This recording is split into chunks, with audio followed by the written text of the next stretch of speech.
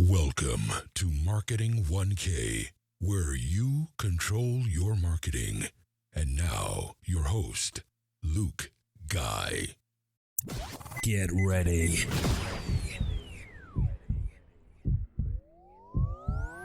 Hey, it's Luke Guy. Aim, fire. Well, hey there, this is Luke Guy, and this is Marketing 1K. You don't want to miss what we have coming up here within the next little bit. We're going to be talking to a man by the name of Jared, who in Canada has his animal control company, and he's been featured across all channels that you can think of, news and online and Facebook and things like that. But we actually want to talk about how one of his posts got almost 1,000 shares. And get this, his budget was under $50. If you want to get a hold of this, stay tuned. We're about to focus on how he's engaging with his community and actually bringing leads from Facebook. So stay tuned as we talk more about social media, SEO, and all the above. So here we go. This is with Jared, Animal Control in Canada. Stay tuned.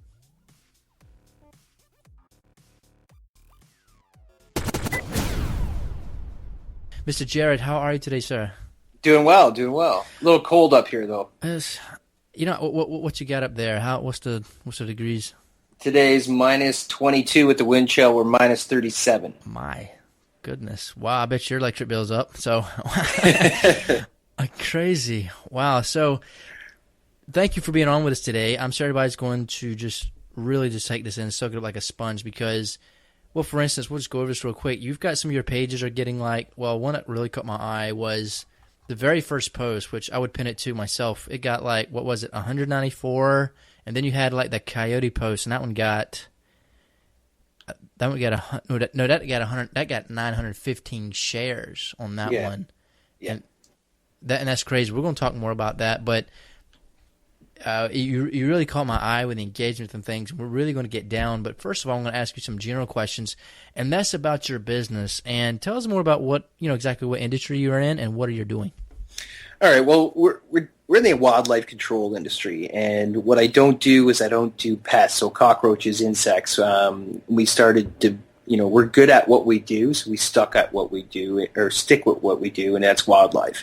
And dealing strictly with wildlife, we've built up a reputation in Ontario, Canada here as the premier and the leading edge, and now we're the largest wildlife control company in Ontario.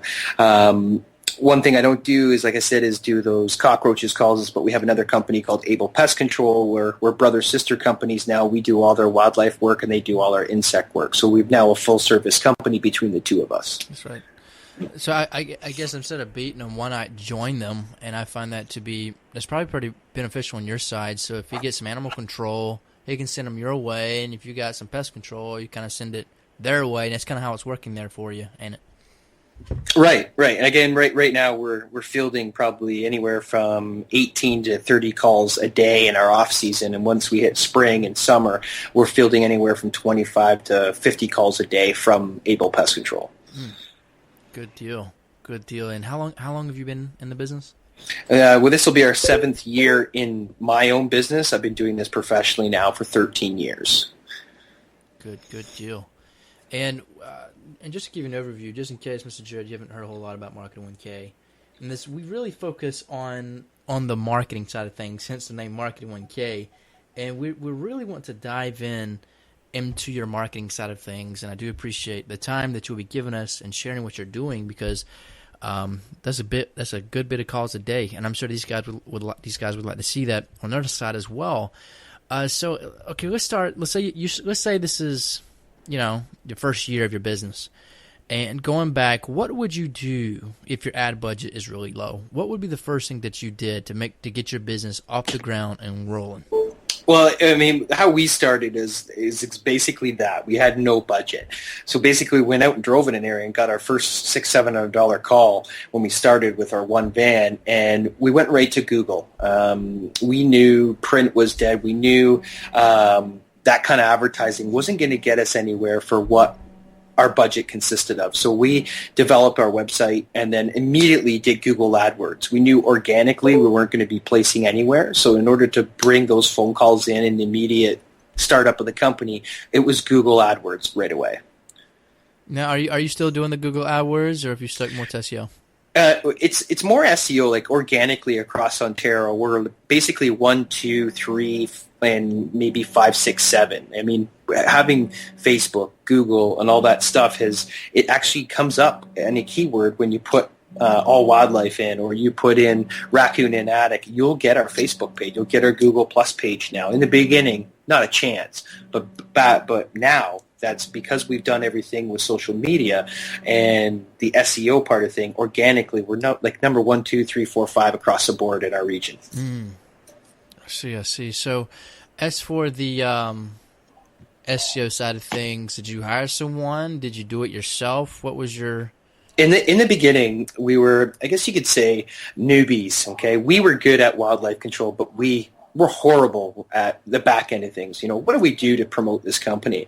So in the beginning, we went in, we hired somebody. It was the first person. We walked into the office, and sure, it sounded great.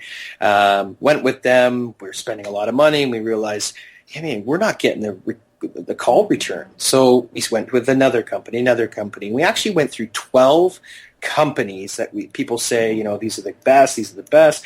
And then one day, I'm parked at a gas station. It was actually with my business partner. He was parked at a gas station, and a guy knocked on his window and said, "Hey, I'm an SEO guy." And, he looked at him, and my business partner, he is the kind of guy that he gives anybody a chance, and said, "Sure, tell me what you're going to do. Tell the prices. We'll give you a shot and see what goes on." That was 4 years ago. He is now employed by us full time. And he was one guy that worked out of his apartment. He still works out of his apartment. Okay. And I'm telling you, all these huge companies that, promised the world delivered none. And then it's the small guys that have a reputation to uphold, and to dive in and focus on, 1 to 5 or 10 companies. Those are the guys you want. You don't want the big corporate chains, which we feel you get a guy behind a cubicle on a Monday. It's a different person on a Thursday. Another person, you're almost like a number to that company rather than a person. And then the biggest thing I can tell people is make sure your SEO company is somebody you can go and sit down with, and you become having a rapport with that person and hold them accountable. If it's somebody over the phone across the state or across a country, I can honestly say you're probably not going to get the results. You want to upload a video, you want to add text or change your website, they're going to charge you an arm and a leg. Where we found independently, your budget goes a lot further than the big chain companies. Sure, for sure. Wow, that's interesting. Get your own SEO success would be knocking at your window. Wow, that's kind of cool. So yeah, it was weird how it worked out, but I'll tell you, he's now with us full time. Good job. I'm glad to see that he got the job. So that's amazing. So that's pretty cool on that part. So now that we're getting kind of deep on things, we kind of figured out your background and how things are going for you. We're going further along with the marketing side of things. What has been the best online move you've ever made? Was it Google or? Okay, Google by far is the number one thing you have to have as a company. If you're not connected with Google doing AdWords or SEO, you might as well not be in business, in my opinion. Because if you're not, your friends are, or your competition is. And let's face it, nobody goes to the phone book anymore when they need a problem. Let's say you have cockroaches in your house or you have raccoons in your house. First thing you're going to do is pull out your mobile phone, and that's how you do it now. And it's Google. And if you're not on the first, second, or third person on that page, you're not going to get a phone call. I know when I search things, it's the first 3 or 4 people that come up that I'm calling. Mm-hmm. Yeah, I don't find myself going to the 5th page to find somebody. I really don't. No, nobody does. No. Okay, so Google, all right, and that would make sense because SEO automatically, someone's typing in, like, for instance, I'm going to type in a restaurant or like a steakhouse. I'm going to be, there's going to be the first or second or third thing that I see based on reviews and such, so that would make sense. Now, how about these other platforms? You've got Facebook, Google+, Yelp, Foursquare, yep. All of these. What has been the best among these? Okay, so there's different age groups that I find that interact with different social medias, okay? I find Yelp for our business, it's not really great. We don't, nobody goes to Yelp to review on us. Wow. I find that more it may be more southern states and more of a thing down in the U.S., or more with restaurants and hotels and stuff like that. What we found is a little bit more people are now going with Google+, but Facebook and Twitter, by far the number one way we've branded our company. Now, Facebook personally, you have your friends list, but also going corporate and having your page and getting those posts out there that you get engagement. And once you see engagement, you want to act on that. So you'd maybe do a promoted post on that engagement. And that's what you've seen on mine when it comes to the coyotes on my page is we just basically I just put out a simple warning because I'm partnered with the SPCA and we just want to get the word out that, we have a couple coyotes that are getting aggressive and coming in to people's backyards and stealing cats and such. So when I saw that and it simply went and everybody shared it, we're up over 900 shares. That's the biggest engagement I've ever had on our Facebook page.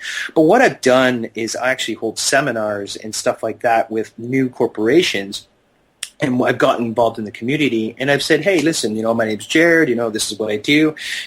And we have a unique job in the pest control and wildlife industry is that we're not just everybody out there, and people want to see animals and see what we do, and they want to see what we do in the day in the life of. So if you can connect your company and your brand to Facebook and Twitter and have people follow you, by them following you and engaging your Facebook, it's going to pop up on their Facebooks and Twitters, and therefore more followers are going to come in.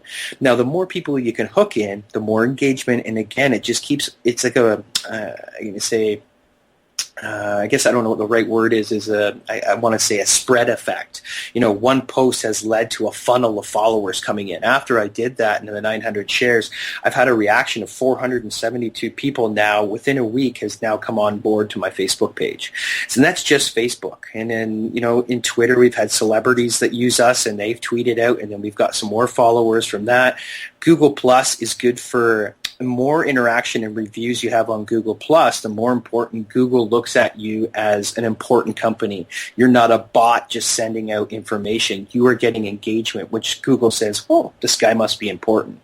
And we all know the Google algorithms are changed often, and if you're doing something wrong or Google doesn't like you, your competition is going to be up there before you are. So you want to stay engaged with that. And we also use Pinterest, Instagram. We do everything, and all that I guess, encompassed together, Google will recognize you as an important company and organically start moving you through the ranks. So a lot of people I see out there are only using Facebook and say, yeah, I'm on social media. No, you're not. Okay, it's a case where you have to learn this. We're not in the 70s and 80s anymore where word-of-mouth referrals are, the thing, but it still works now. But I'll tell you, the social media aspect of business now is huge, absolutely huge. Now, and we're going to talk more about the Facebook thing because, well, that's the reason how I found you was through the Facebook and how engaged it was. But you've talked about Twitter and you've talked about Pinterest. Now, I've had a lot of guys ask about the two of those, and a lot of them have not been successful with Twitter and Pinterest. So let's say, for instance, with Twitter,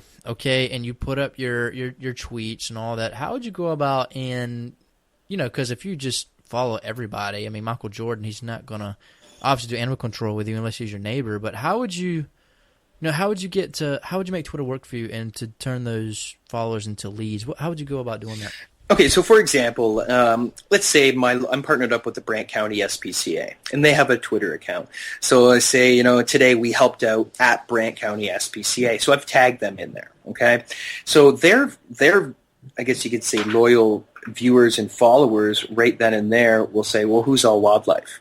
And then at the All Wildlife, they come in and hook on my Twitter, and then we've posted on our Twitter about, hey, look at this picture we posted on Facebook, Pinterest, Instagram. Then it kind of gets leaded out, and then we get more followers in. That's kind of how I hook it. Same thing with Pinterest and Instagram. Me, myself, I don't do the Pinterest and Instagram. What I do is my SEO guy, he'll handle that for me. So all my technicians throughout the day send in a bunch of videos, pictures, and stuff like that, and we'll just throw some up there of raccoon babies in an attic or, whatever the case might be. And then that ends up getting pinned or repinned and shared, and we have our little watermark and logo in there, which in turn starts bringing in other. Now, let me tell you, it's not like I'm going to see 100 come in every week. It's, a 1 or 2 trickle in. So what I'll do is I'll also promote my page on Facebook, and I'll know when those likes are coming in there. Then I'll stop those promoted posts when I know we're doing a lot of Twitter, Pinterest, Instagram. So then I can see organically how some more followers are coming in. And I'll tell you, I'm more of a Facebook junkie myself and a little bit into Twitter. Those are the two that really seem to work. When we have celebrities or sportscasters, news anchors tweet about our stories that's made the news or our TV show, that's golden. We retweet that or post those kind of things on our Facebook, and it adds validity. It adds, hey, this guy must be real. This guy must know what he's doing if these people are sharing and using these guys. Okay, so now you're talking about Pinterest here. How would you go about getting people? Do you just say do you ask your customers, hey, can you add us on Pinterest or whatever? How do you go about getting people in your area? Because what makes it so hard is the fact that the only people that really matters are those in your area. How do you go about and getting people like that to add you on Pinterest? Do you simply ask them, or? No, what I'll do is on our trucks and my trailers, you notice basically if I say follow us on YouTube, Google, YouTube, Facebook, and Twitter. But once you're on my Facebook and Twitter, every once in a while I'll put out there, are you on Twitter? We are. Or, this is on my Facebook. And I'll say, are you on Pinterest?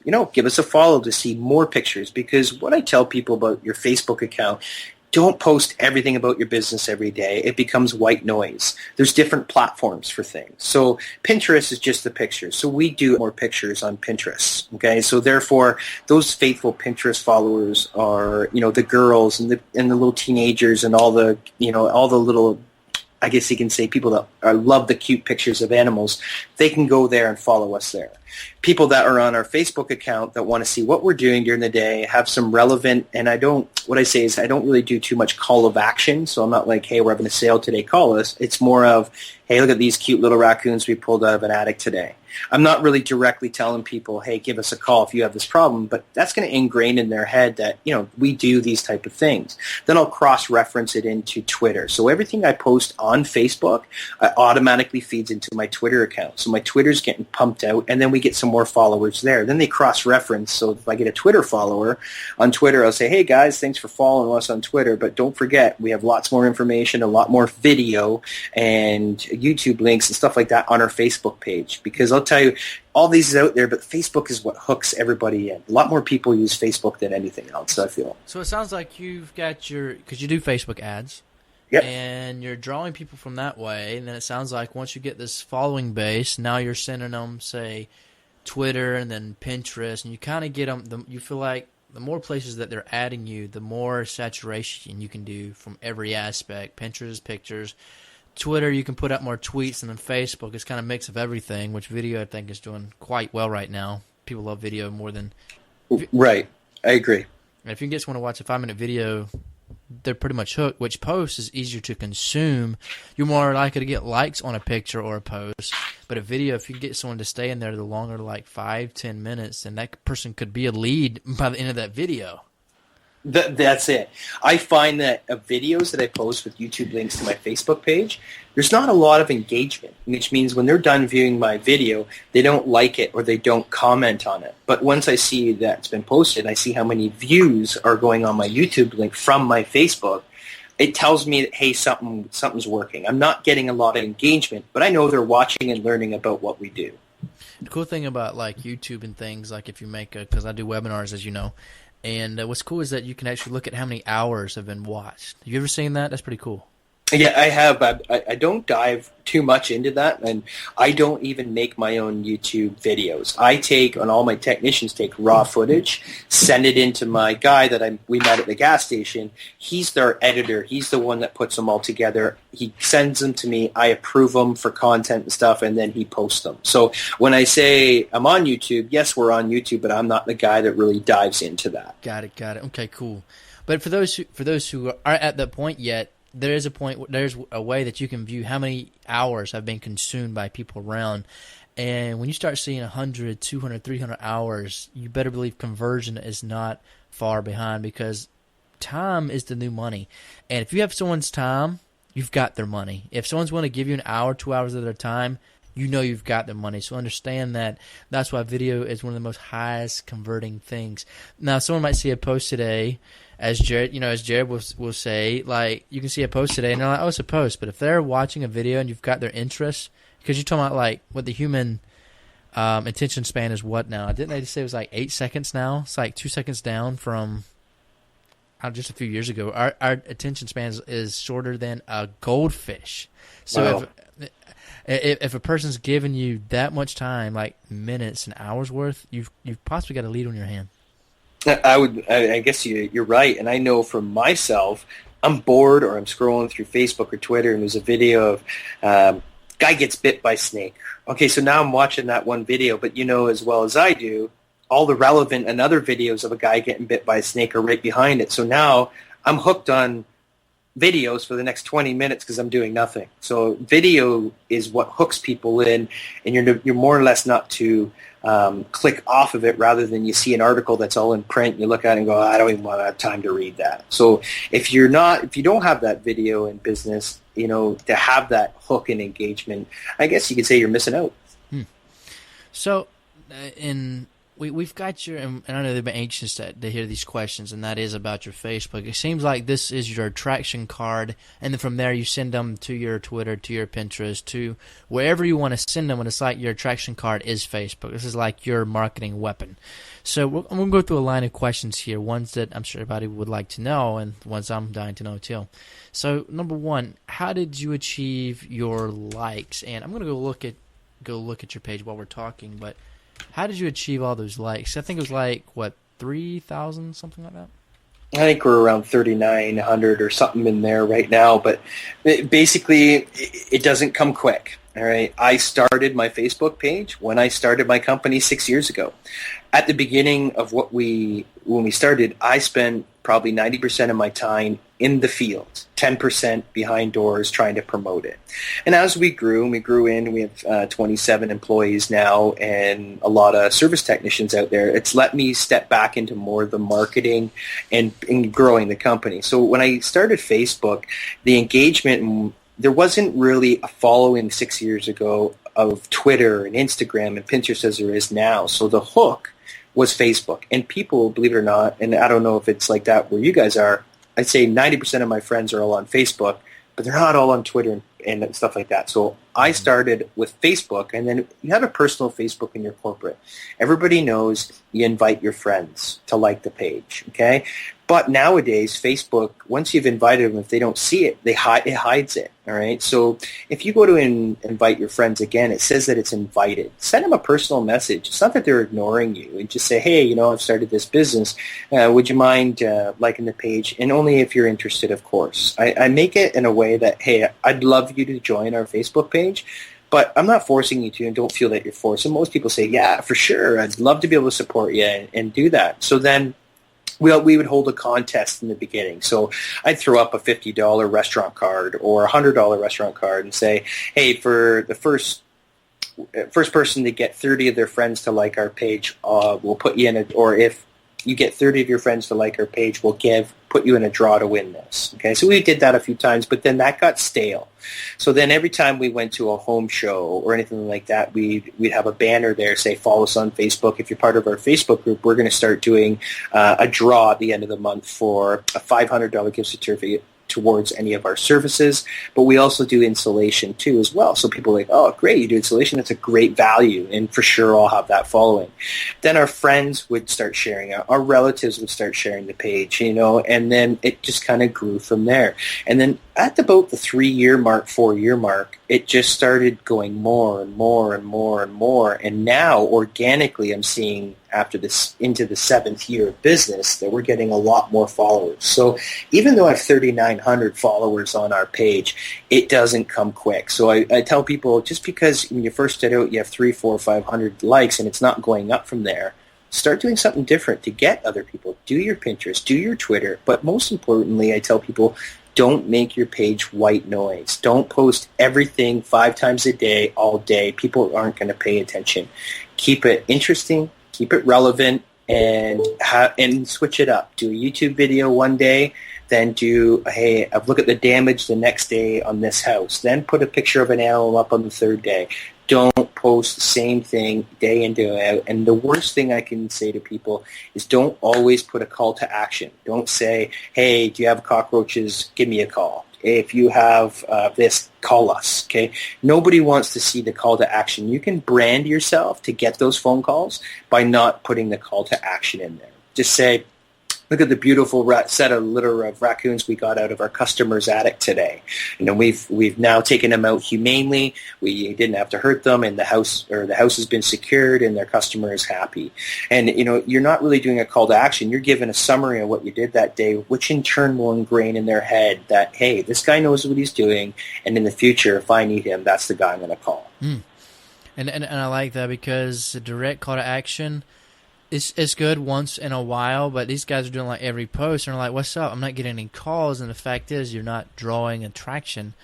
And right. If you learn to either entertain or educate, you do those things, and they understand what you're in the business for. Obviously, your title says All Wildlife Removal Incorporated. They know what you do, and it's within a single click. They've got your number there with the contact us here. They've got your website and everything. If they want you, they know how to get you.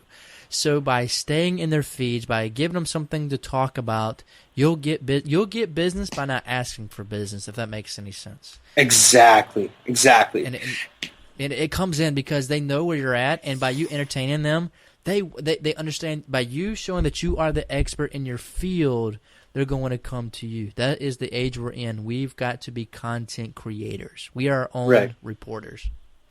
Right, and I'll tell you what has killed a lot of companies in social media is name-calling their competition. Okay, so I'll tell you, when people put on there, so-and-so did this at a customer's house, don't ever use them, use us. Don't ever do that. I can say you're going to be the first one who's going to shoot yourself in the foot. The way you can get around that and still be polite and respectful is say, when calling a professional company, please look out for their references, look at their reviews, and make sure they're adding how do I go say this, is make sure they're doing what they're going to say they're due as per your contract, rather than saying don't use John Smith Pest Control because they did this. Okay, that will get you nowhere with anybody, because they think that you're a negative person. If they see that you're a negative person on your social media, you can kiss your company goodbye. Yep, you've got to be Mr. Wonderful. If not, you can kiss it goodbye. You're right. Yep. Okay, so with the other aspects, let's see with the reviews. That's one thing that caught my eye too. You've got 72 reviews. How did you get your customers to review you at this rate? Obviously, you're behind this pretty heavy, but how did you convince them to do that? Okay, so just lately, in the beginning, we were, like I said before, I was 90% entrenched in the field. So I had to get to a job and right to the next one. And this marketing aspect wasn't in my forefront because we were so busy, just me and my partner running around, that it was hard to nail that down. But as time grew and we grew, and I was able to just step back and let our technicians do the work, I realized the importance of this. What I did is I went back after the job was done by our technicians to review the job, make sure everything was done, talk to the homeowner, collect payment. But at the same time, I would say, hey, are you a Facebook user? And they go, well, yeah, I am. I'm saying, well, don't forget to like us on Facebook. And if you do, we'd really love to see a review on the review section. And if you could do that, that goes a long way to, and when new customers come in to see us, and it adds, like as you say, traction and validity to our company. We're just not a Facebook site out there. And that engagement, and when people read it, I've actually had people call me and say, well, I found you on Facebook through a friend, but after reading your reviews, we knew we were the one that we wanted to call you. And one of these reviews here I'm reading, thanks for the great job in critter proofing my house. I would recommend both All Wildlife and Attic Restoration for the additional blown-in insulation. Thanks for your help. And that was a 5-star. And you've got like just pile of these just coming in, and it seems to be really helping you. It has, and I haven't even looked at them in probably a few weeks, but I've seen that more has come in. even on our Google reviews and on our website, our testimonials, the testimonials that are on websites, I can tell you some people look at them, the diehards. A lot of people don't. But what Facebook does is it actually gives you a heading, look at their reviews. And a lot of people do read them. And when you see the positives all come in, and I'll tell you, if there's ever a negative review that comes in, I won't delete it, all right, because that adds validity to your company as well. Most people look at it and go, sure, he's got all positive and never negatives. They're all going to be his friends and his family. Yes, I have a couple friends and family, but a lot of those are true customers that I've never met. And there's some of them are customers that are also my friends, okay? That's nice that your friends do that. But when a negative comes in, leave that review up there, but respond to them in a positive way. Say, sorry, we didn't realize you had this experience. I'm going to give you a call and private message you, or, what is it that we done and how can I rectify it? It will show whoever's reading those reviews that, hey, yeah, he did receive a complaint, but he handled it in a great way, and ultimately that negative review was solved and the customer was happy in the end.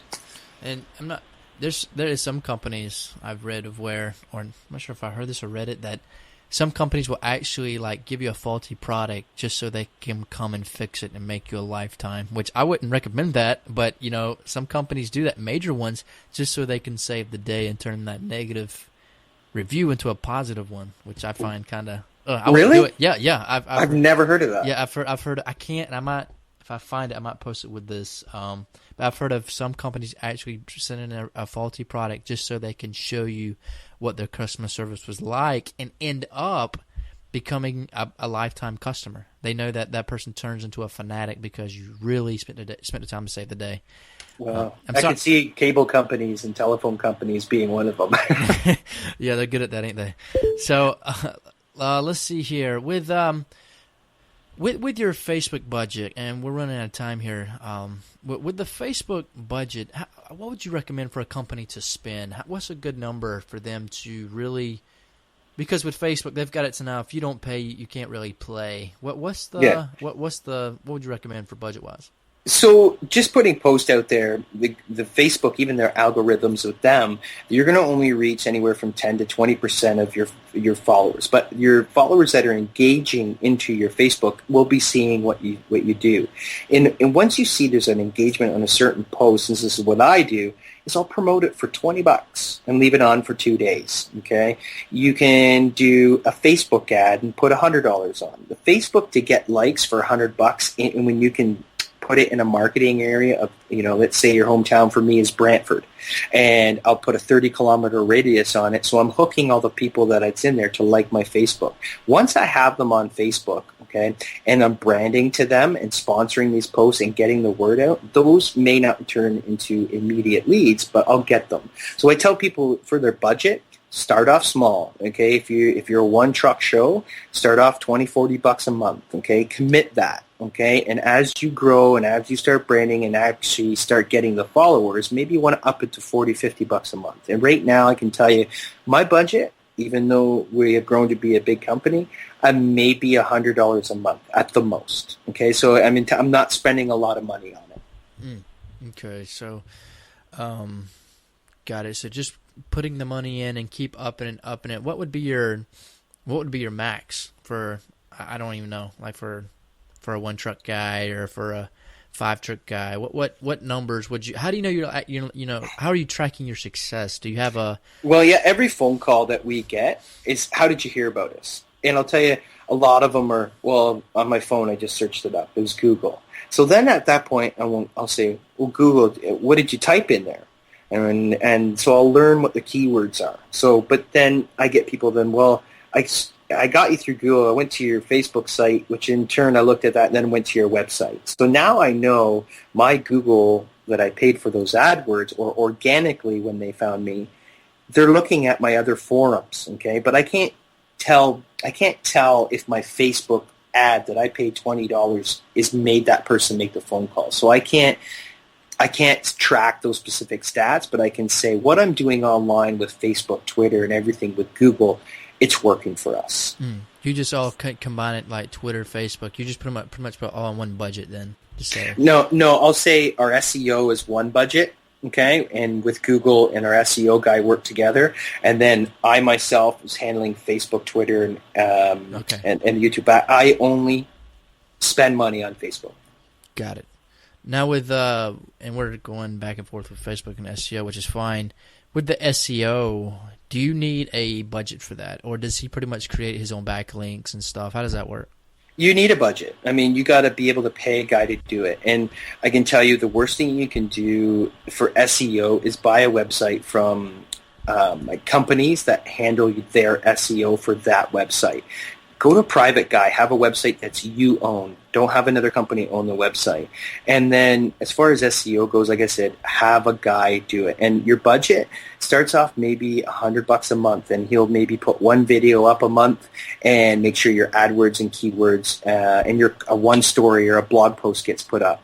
Right now, we're adding 3-4 content articles a week. We're adding a video or two a week, and we're doing Google AdWords pretty much every day, monitoring it.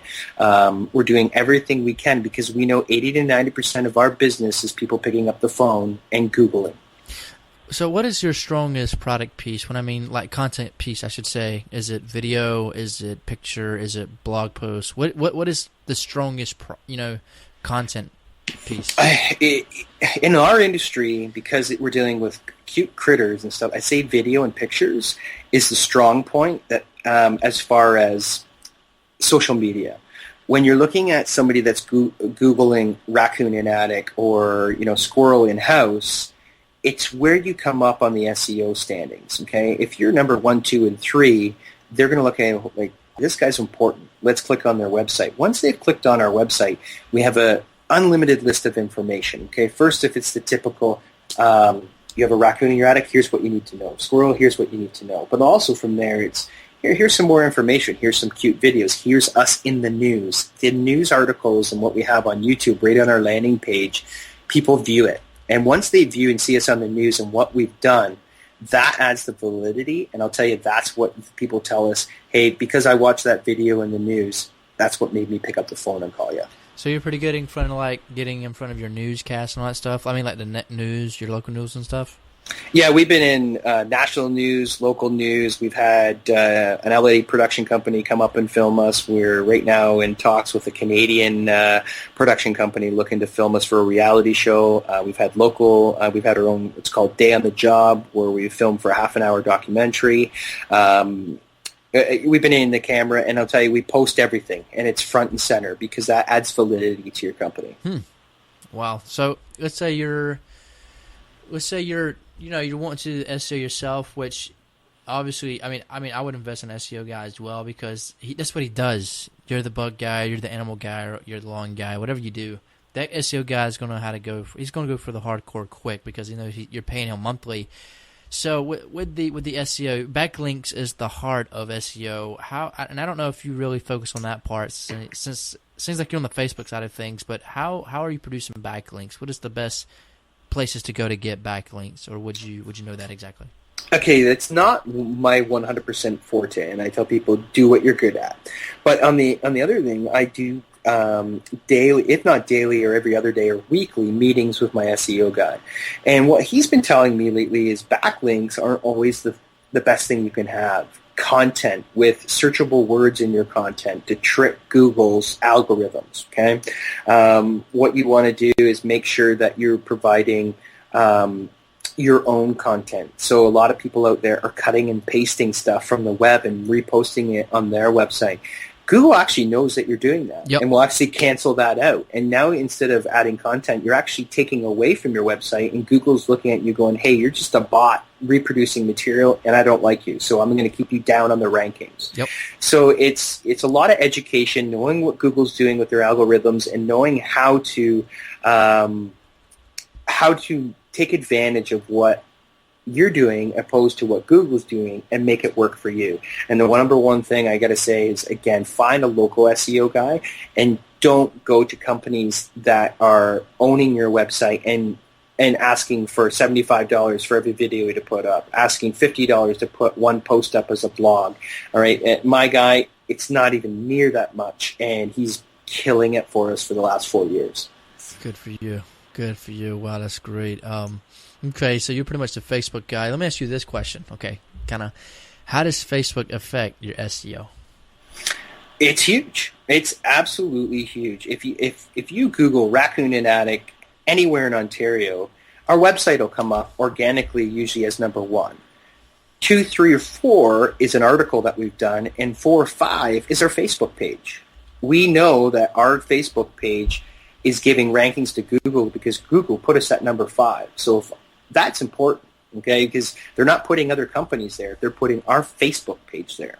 So to us, it shows Facebook is a valid way to advertise and a valid way to help your SEO. Oh, I was just sitting here looking. You're right. You are ranking for that keyword, actually. I was just sitting here looking at it, but you're right. Wow. Good deal. So, and with that being said, and I do appreciate all these questions you're answering, because I've been looking up on the media and things. These are the questions people are asking, and you coming in at this time was perfect. So, and for the grand question, what will you be doing to improve customer service this year to crush your competition for the year of 2015? What is your strategies for this year, marketing wise?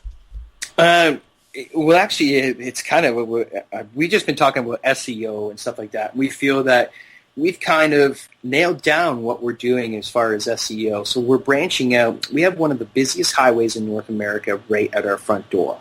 And we did a test phase this year going into a cottage country in Barrie by putting a sign, like a big billboard sign on the highway, actually at a farm who we know. And I'll tell you, the return on that was incredible. So we're actually going to put, in the law up here is that we can't put signs that are staked in the ground. You have to actually be mobile. So a lot of how you get around it is transport truck trailers. So we're actually going to be investing in a transport truck trailer and taking it to a rural property on the 401 here.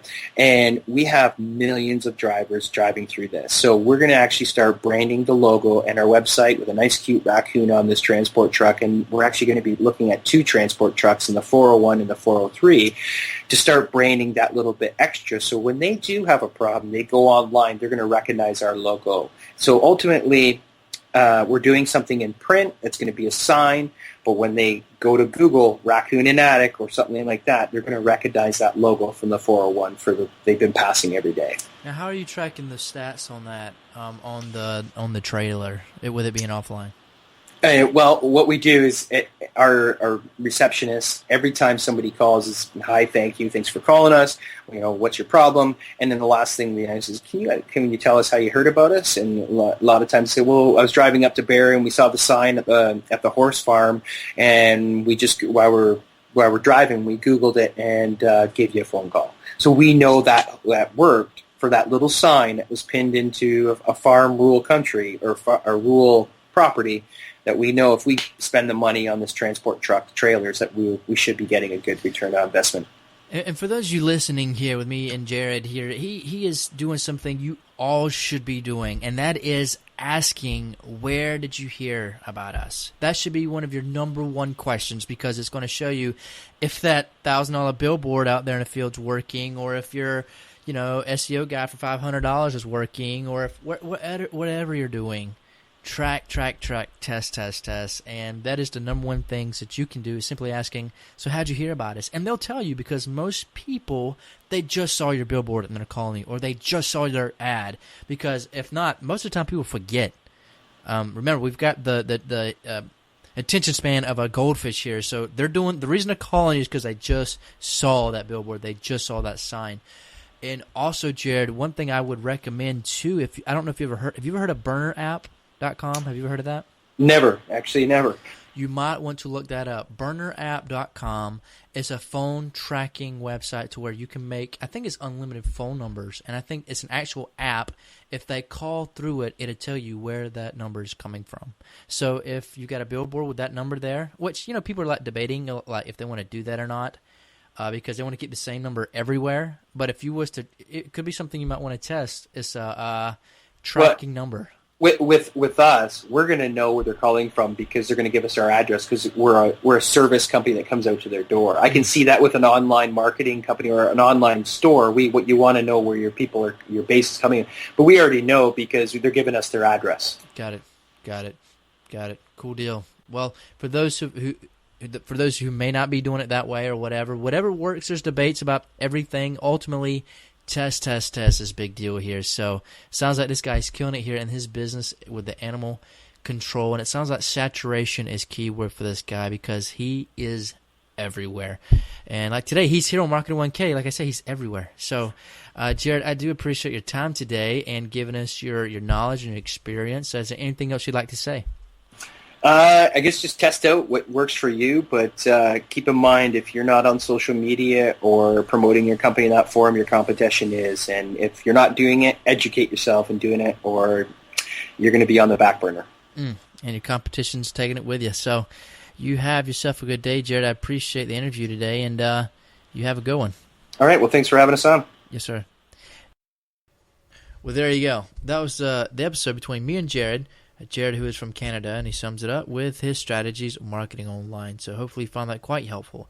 And if you have any questions with marketing-wise, feel free to contact me, or even better yet, join our marketing courses and our private sessions we have in Marketing Mastermind, where we help you market your business. So you can always join that. If you want to do that, feel free to ask me on how to do that, or you can click the Join Now, which should be above the bar if you're on the Marketing 1K website. That's marketing1k.com. So we'll be back for more. We'll have some more coming out here real soon with other experts in the field on marketing online. This has been Luke Guy with Marketing 1K.